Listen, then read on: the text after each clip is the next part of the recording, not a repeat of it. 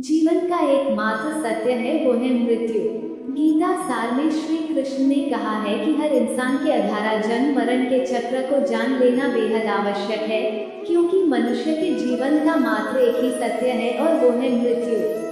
क्योंकि जिस इंसान ने इस दुनिया में जन्म लिया है उसे एक दिन इस संसार को छोड़कर जाना ही है और यही इस दुनिया का अटल सत्य है। लेकिन इस बात से भी नहीं नकारा जा सकता है कि हर इंसान अपनी मौत से भयभीत रहता है।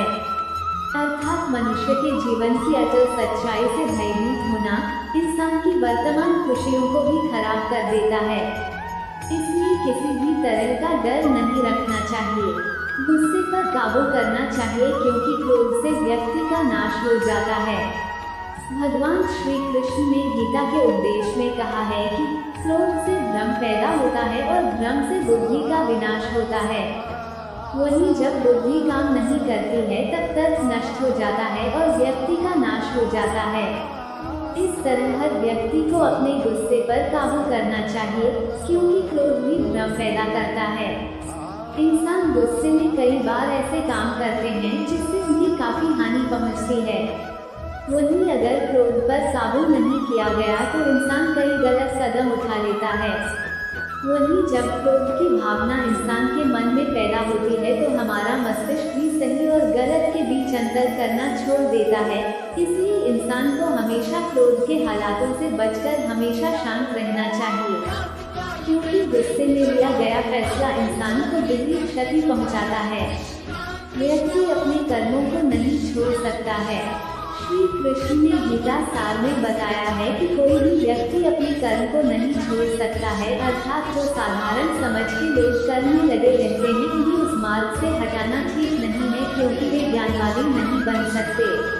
वहीं अगर उनका कर्म ही छूट गया तो वे दोनों तरफ से भटक जाएंगे और प्रकृति व्यक्ति को कर्म करने के लिए बाध्य करती है। जो व्यक्ति कर्म से बचना चाहता है वो ऊपर से तो कर्म छोड़ देता है, लेकिन मन उसमें डूबा रहता है। अर्थात जिस तरह व्यक्ति का स्वभाव होता है वो उसी के अनुरूप अपने कर्म करता है। मनुष्य को देखने का नजरिया। गीता सार में मनुष्य को देखने के नजरिए पर भी संदेश दिया गया है। इसमें लिखा गया है, जो ज्ञानी व्यक्ति ज्ञान और कर्म को एक रूप में देखता है उसी का नजरिया सही है, और जो अज्ञानी पुरुष होता है उसे ज्ञान नहीं होने की वजह से वह हर किसी चीज को गलत नजरिए से देखता है। इंसान को अपने मन को काबू में रखना चाहिए। गीता सार में उन लोगों के लिए संदेश दिया गया है जो लोग अपने मन को काबू में नहीं रखते हैं, क्योंकि ऐसे लोगों का मन इधर उधर भटकता रहता है और उनके लिए वह शत्रु के समान काम करता है। मन व्यक्ति के मस्तिष्क पर भी गहरा प्रभाव डालता है। जब व्यक्ति का मन सही होता है तो उसका मस्तिष्क भी सही तरीके से काम करता है।